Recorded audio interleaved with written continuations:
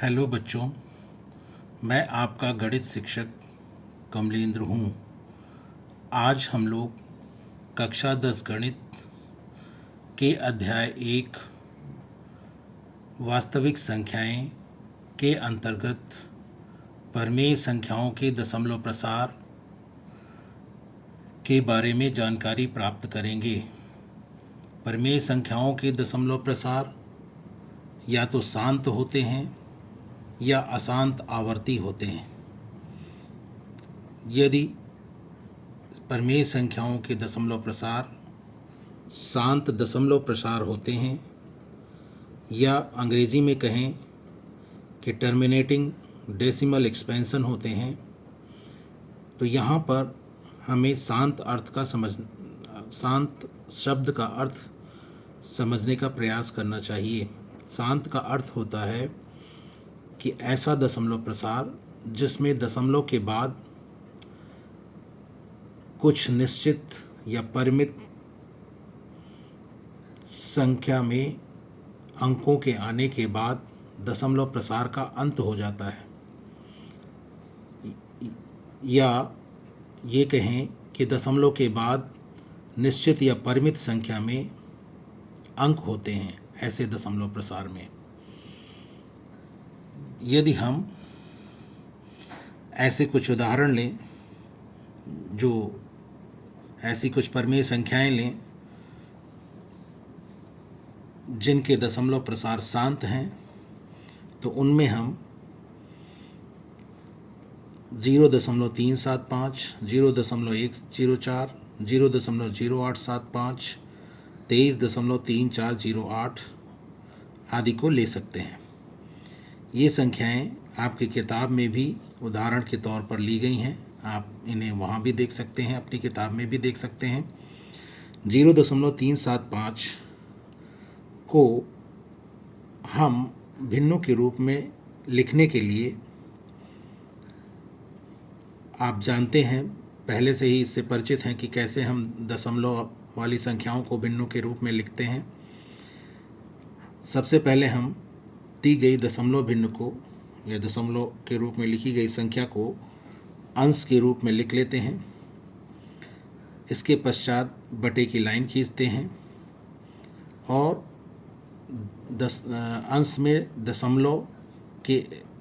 में जहाँ दशमलव होता है उसके नीचे हर में 1 लिख देते हैं। ठीक नीचे, दशमलव के ठीक नीचे हर में 1 लिख देते हैं। और हम यह देखते हैं कि अंश में दशमलव के बाद कितने अंक हैं। तो यहाँ पर अंश में दशमलव के बाद 3 अंक हैं। इस प्रकार हम यहाँ पर दशमलव के बाद 3 0 लगा देते हैं। और जब हम इसे सरल करते हैं तो हम पाते हैं कि इसका जो सरलतम रूप होता है वह 3/8 है। इस प्रकार जो शांत दशमलव प्रसार के रूप में लिखी गई यहाँ पर जो 4 संख्याएं थीं, उसमें से जो पहली संख्या है 0.375, उसे हमने 3/8 के रूप में यानी भिन्न के रूप में लिख लिया। और इसमें अगर हम इस भिन्न के हर यानी 8 का हम अभाज्य गुणनखंड करें तो उसे हम 2 की घात 3 के रूप में लिख सकते हैं। यहाँ पर यह ध्यान देने की बात है, ये जो हमने 4 संख्याएं शांत दशमलव प्रसार के उदाहरण के रूप में ली हैं, इन्हें अगर आप ध्यान से देखें तो हम पाते हैं कि दशमलव के बाद, पहली संख्या में दशमलव के बाद 3 अंक हैं। इसके बाद दशमलव प्रसार का अंत हो जाता है। और दूसरी संख्या में भी दशमलव के बाद 3 अंक हैं। इसके बाद दशमलव प्रसार का अंत हो जाता है। इसीलिए ये दोनों संख्याएं शांत दशमलव प्रसार वाली संख्याएं कहलाती हैं। आगे जो तीसरी संख्या दी है उसमें दशमलव के बाद 4 अंक दिए गए हैं। यहाँ पर भी दशमलव के बाद एक निश्चित संख्या में अंक हैं या परिमित संख्या में अंक हैं, इसलिए ये भी शांत दशमलव प्रसार है, क्योंकि यहाँ पर दशमलव के बाद 4 अंकों के बाद दशमलव प्रसार का अंत हो रहा है। ठीक इसी प्रकार 23.340 में भी दशमलव के बाद 4 ही अंक हैं, इसलिए ये भी शांत दशमलव प्रसार है। अब आपको ये अच्छी तरीके से समझ में आ गया होगा कि हम शांत दशमलव प्रसार किन्हें कहते हैं। इसके बाद इसी प्रकार जैसे हमने 0.375 को भिन्न के रूप में लिखा था और हर के अभाज्य गुणनखंड को भी लिखा था या ज्ञात किया था, ठीक उसी प्रकार 0.104 को भी हम भिन्न के रूप में लिख लेते हैं और फिर उसके सरलतम रूप में उसको लिख लेते हैं। तो हम यहाँ पर पाते हैं कि 0.104 13/125 के सरलतम रूप में हमें प्राप्त होता है। यहाँ पर हम 13/125 में जो हर है 125, उसका जब अभाज्य गुणनखंड करते तो हमें 5 की घात 3 प्राप्त होता है। इसी प्रकार 0.0875 को भी हम सरलतम रूप में लिखते हैं तो हमें 7/2 की घात 4 गुणे 5 प्राप्त होता है। और इसी प्रकार जो अंतिम संख्या है 23.3408, उसे जब हम सरलतम रूप में लिखते हैं तो हमें 14,588/625 प्राप्त होता है। और यहाँ पर जो हम हर का अभाज्य गुणनखंड करते हैं तो हमें 5 की घात 4 प्राप्त होता है। 0.0875 में हमने देखा था कि हर का जब अभाज्य गुणनखंड किया गया था तो वहाँ पर 2 की घात 4 गुणे 5 प्राप्त हुआ था। इस प्रकार हम देखते हैं कि जितने भी शांत दशमलव प्रसार थे हम उन्हें भिन्न के रूप में लिख सकते हैं, यानी P/Q के रूप में लिख सकते हैं। साथ ही साथ जो इस प्रकार प्राप्त भिन्ने हैं उनके जो हर हैं उनके जब अभाज्य गुणनखंड करते हैं तो हम ये पाते हैं कि उनके अभाज्य गुणनखंड में या तो 2 मिल रहा है या 5 मिल रहा है या 2 और 5 दोनों मिल रहे हैं। तो ये आप इन चारों उदाहरणों में देख रहे हैं। इसी बात को या इसी कथन को प्रमेय के रूप में, प्रमेय 1.5 के रूप में आपकी किताब में पेज 18 पर दिया गया है, जिसे आप जान सकते हैं कि क्या लिखा गया है प्रमेय 1.5 में। माना x ऐसी परमेय संख्या है जिसका दशमलव प्रसार शांत है, तब x को P/Q के रूप में व्यक्त किया जा सकता है, अर्थात भिन्न के रूप में लिखा जा सकता है। ये हमने पहले ही उदाहरण के रूप में इसको समझ लिया है। अब यहाँ पर इन्होंने ये कहा कि P/Q के रूप में जब लिखा जाता है तो वहाँ पर जो अंश और हर हैं यानी P और Q वे सह अभाज्य हैं। अब सह अभाज्य का अर्थ हम लोगों को समझ लेना चाहिए। सह अभाज्य संख्याएं वे संख्याएं कहलाती हैं जिनमें एक के अतिरिक्त और कोई उभयनिष्ठ गुणनखंड नहीं होता है, यानी वे संख्याएं केवल एक के द्वारा ही दोनों की दोनों विभाजित हो सकती हैं और इसके अतिरिक्त दूसरी कोई संख्या नहीं होती जिससे दोनों ही विभाजित हो जाएं। या इसको हम एक और अन्य तरीके से भी कह सकते हैं कि P और Q का मासा एक होता है। तो इसे आप जैसे भी समझना चाहें समझ सकते हैं। मैंने आपको P और Q सहअभाज्य है इसका अर्थ आपको समझा दिया है, तथा Q का अभाज्य गुणनखंडन 2 की घात n 5 की घात m के रूप का है। इसे समझने की थोड़ा सा ज़रूरत है, इसे हम अभी समझते हैं थोड़ी देर में। लेकिन पहले यहाँ पर ये समझिए कि यहाँ पर इन्होंने n और m के बारे में कहा है कि ये ऋणेतर पूर्णांक हैं। n और m ऋणेतर पूर्णांक है, तो पूर्णांक हैं, पूर्णांक आप जानते हैं और क्या होते हैं। और फिर इन्होंने ऋणेतर इससे पूर्व लगाया है, तो ऋणेतर का अर्थ होता है ऋण से इतर, यानी ऋण को छोड़ करके बाकी सारे पूर्णांक, यानी ऐसे पूर्णांक ऋण पूर्णांकों को छोड़ करके बाकी सारे पूर्णांक जो होते हैं वो यहाँ n और m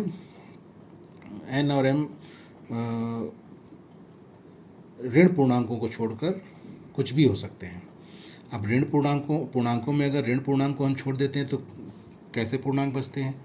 धन पूर्णांक बचते हैं या फिर शून्य बचते हैं। शून्य बचता है। शून्य को ना ऋण पूर्णांक माना जाता है, ना धन पूर्णांक माना जाता है।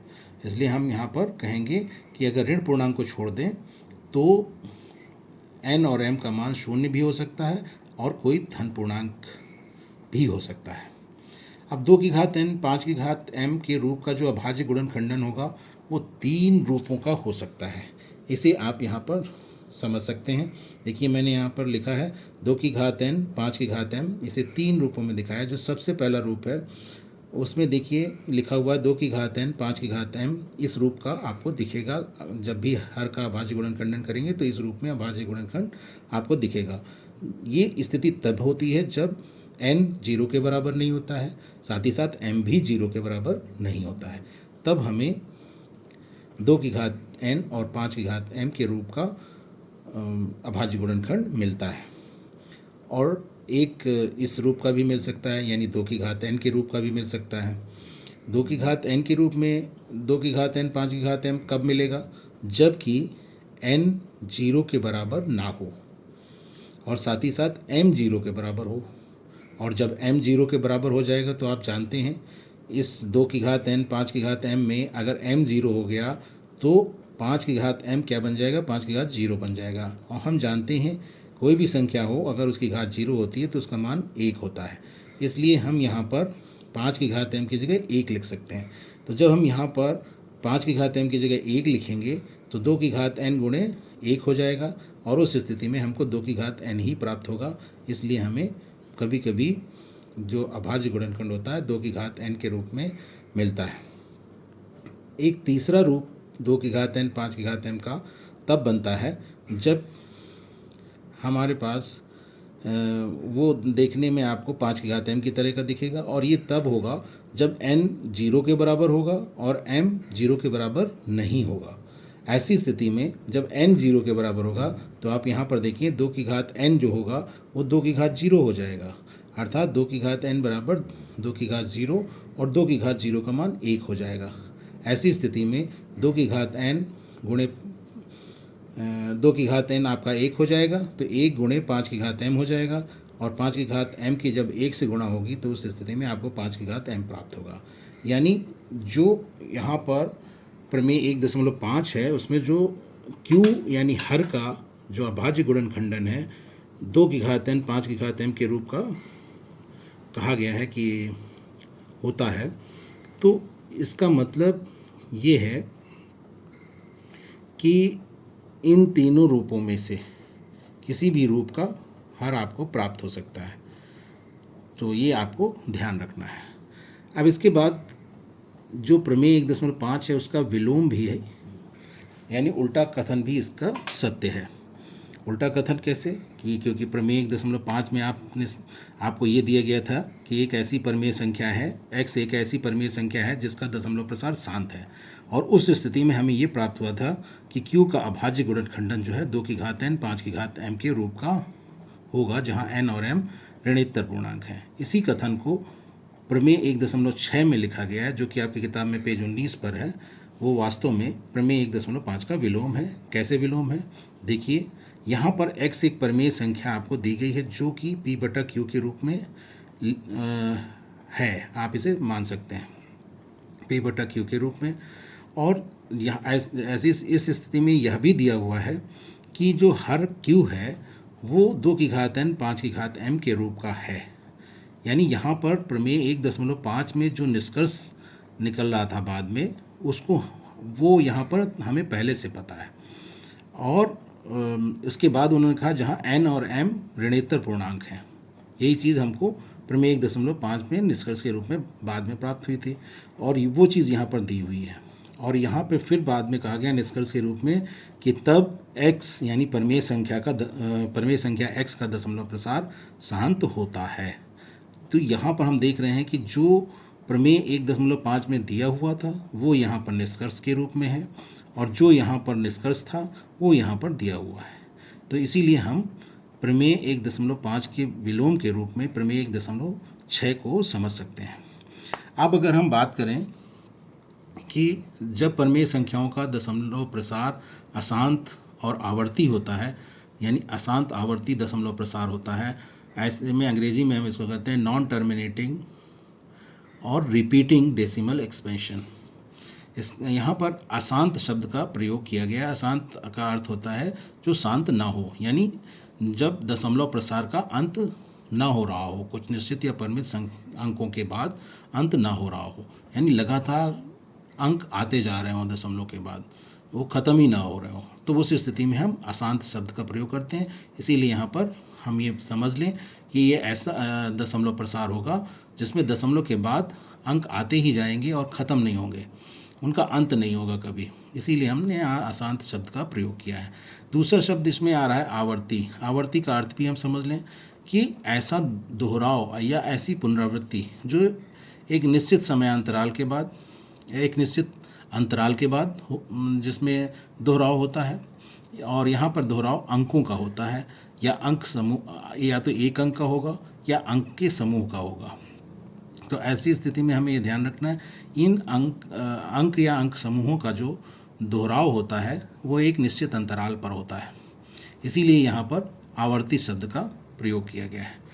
तो इसी को समझाया गया है यहाँ पर। दशमलव के बाद अंक या अंकों के समूह का एक निश्चित अंतराल के बाद दोहराव अनंत बार होता है।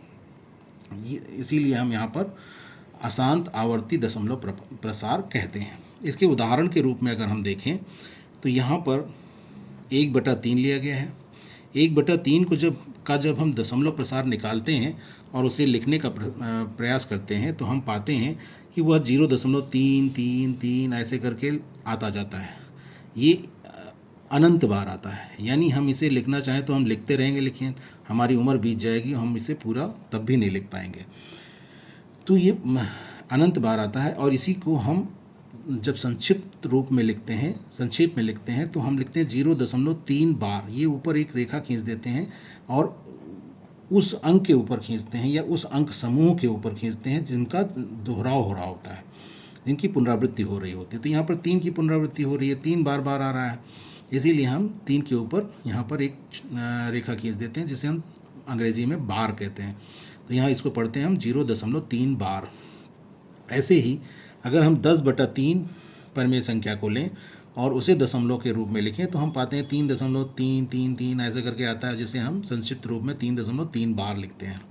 इसी प्रकार 1/7 जो परिमेय संख्या है उसका अगर हम दशमलव प्रसार निकालें तो 0.142857 और फिर दोहराव शुरू हो जाता है 14857 ऐसे करके दोहराव शुरू हो जाता है। तो यहाँ पर दोहराव जो शुरू हुआ है, अंकों के समूह का दोहराव शुरू हुआ, 142857 बार बार आता है एक निश्चित समय अंतराल के बाद, निश्चित अंतराल के बाद। तो यहाँ पर हम इसीलिए हम लिखते हैं इसको 0.142857 और इस पूरे अंक समूह का 142857 यानी पूरे 6 अंकों का दोहराव निश्चित अंतराल के बाद होता है। इसलिए हम इस पूरे के ऊपर बार यानी एक रेखा खींच देते हैं। ये हमें यह बताता है कि किन अंकों का या अंक समूहों का दोहराव हो रहा है, और इस प्रकार हम इसको संक्षिप्त रूप में लिख सकते हैं। इसी तरह से 14/11 अगर इस परिमेय संख्या को हम लें तो इसे हम 1.27 बार की तरह से लिख सकते हैं। दशमलव के बाद 2 और 7 का लगातार दोहराव यहाँ पर होता है निश्चित अंतराल के बाद। और यहाँ पर भी अगर हम 233/990 को लें और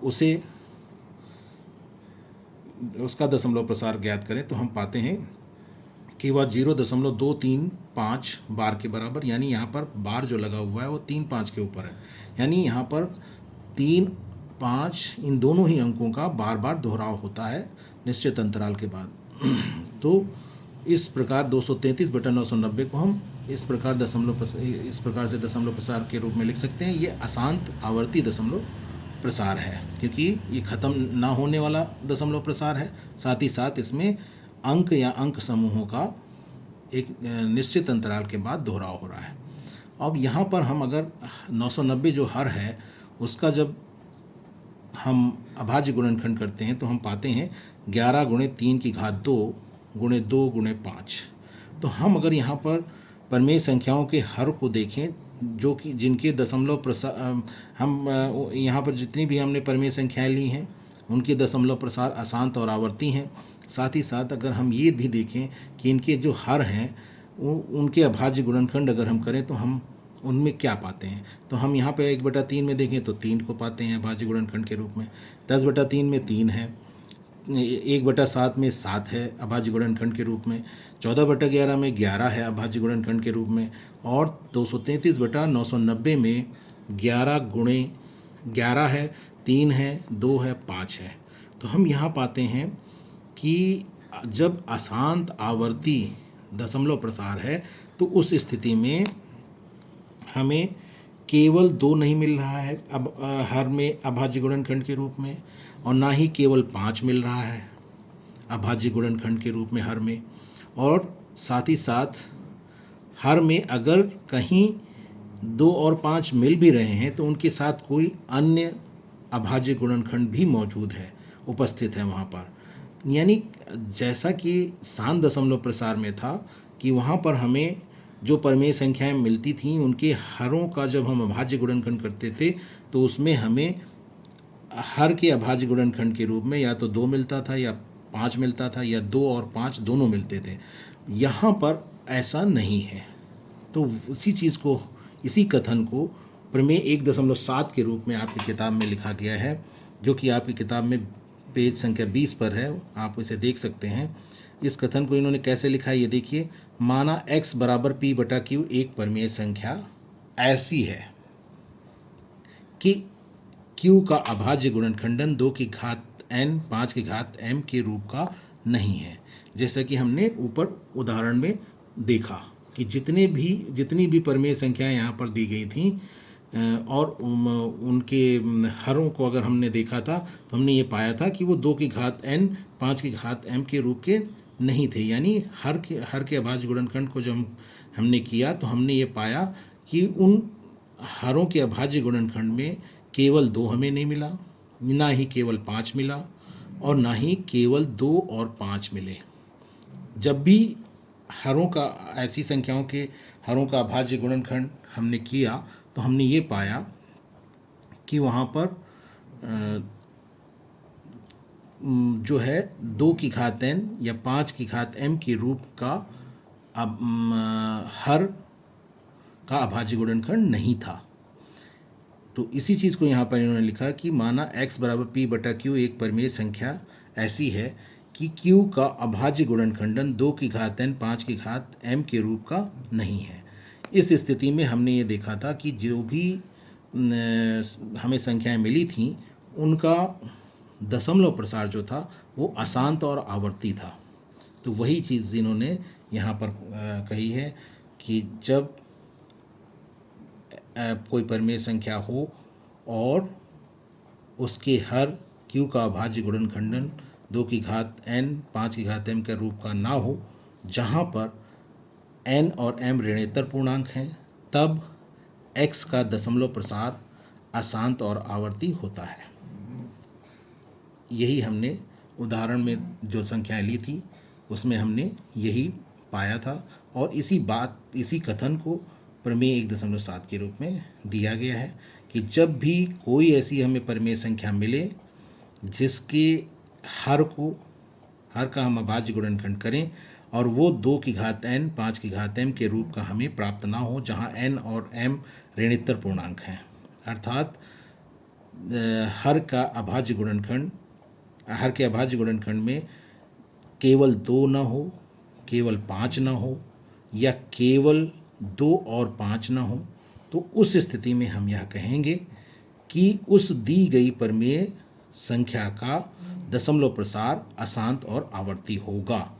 और अगर दी गई परिमेय संख्या के हर का हम अभाज्य गुणनखंड करें और वो 2 की घात n 5 की घात m के रूप का हमें मिल जाए, तो उस स्थिति में हम यह कहेंगे कि उसका दशमलव प्रसार शांत होगा। इस वीडियो में बस इतना ही। धन्यवाद।